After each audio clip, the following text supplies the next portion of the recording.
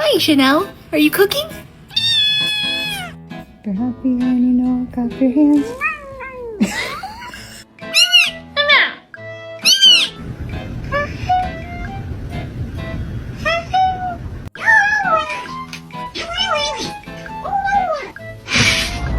Who's there?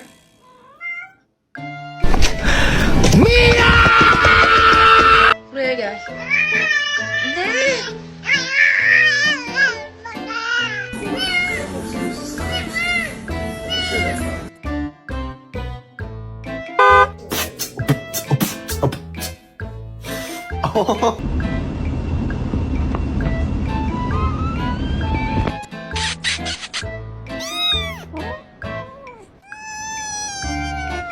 You're not escaping. I know.